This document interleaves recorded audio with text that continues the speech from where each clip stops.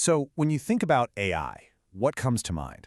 Probably self-driving cars, maybe your phone's smart assistant, right? But what if I told you that in the world of politics, something way bigger and frankly way stranger is going on? Artificial intelligence isn't just tweaking elections anymore. It's being used to build entirely new realities, custom-made for every single one of us. And it starts with something that looks totally innocent, maybe even heartwarming. You see a picture like this, and AI can spit this out in seconds. It's perfect. It hits you right in the feels. The only catch? It never happened. Not for a second. And believe me, this is just the tip of the iceberg. And this right here, this is the fundamental shift we got to wrap our heads around. We've moved past the era of campaigns just buying a billboard or a TV spot. Now they're braincasting. They're building a personalized reality and beaming it straight to your screen.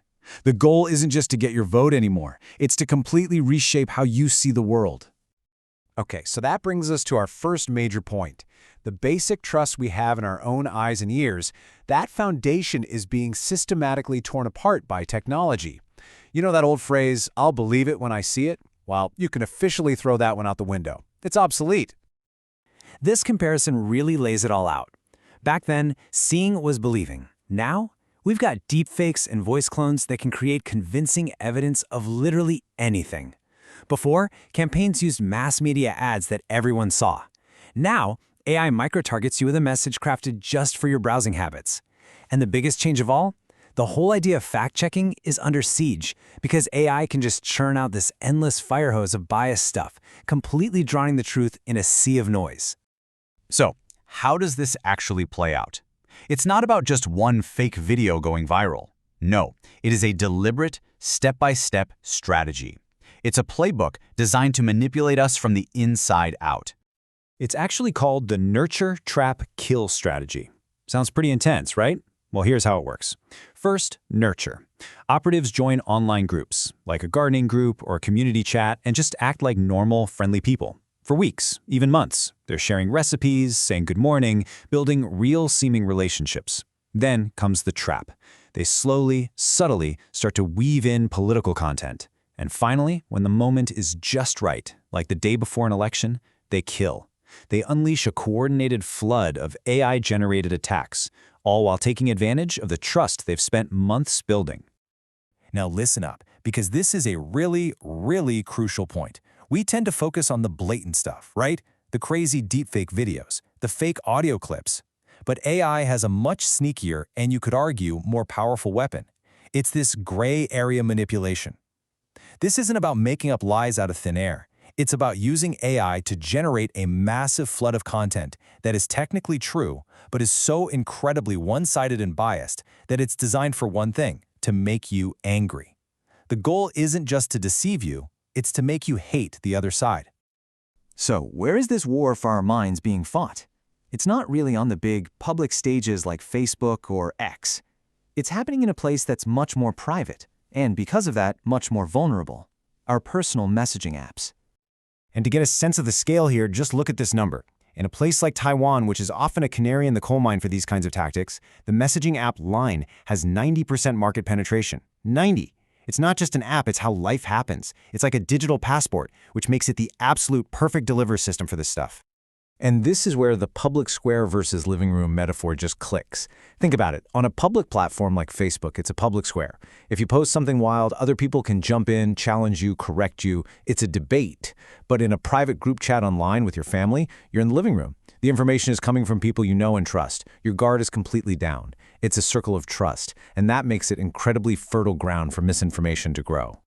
And this is exactly what it looks like in the wild. It's not some official-looking ad. It's a good morning message from your aunt, A nice little greeting, followed by some totally shocking AI-generated claim, and then that urgent plea. Please share this quickly. Because it comes from someone you know, it just completely bypasses all our normal critical thinking filters.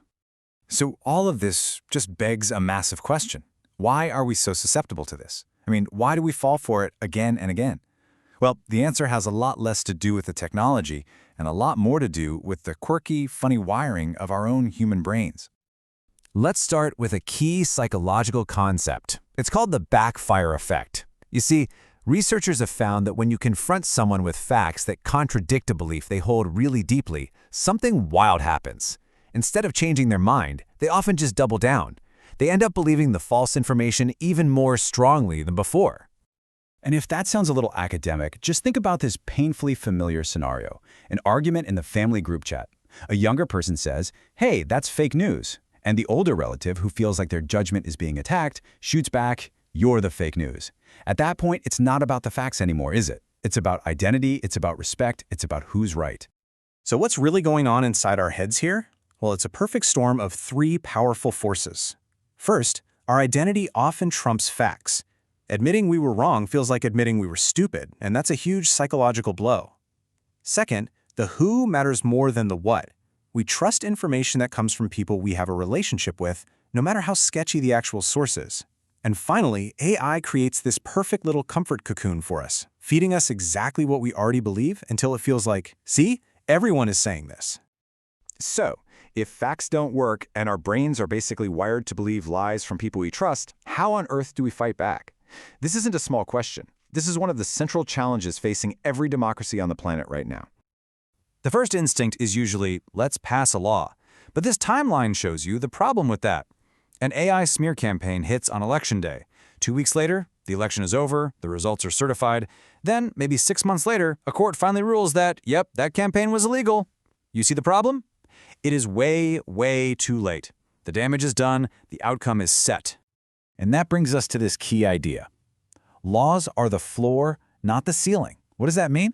Well, laws can stop the most obvious, huge, blatant attacks. They set a minimum standard of behavior, but they can't act as a ceiling. They can't stop the millions of subtle, manipulative messages happening in all those private living rooms online. The law just can't reach that far.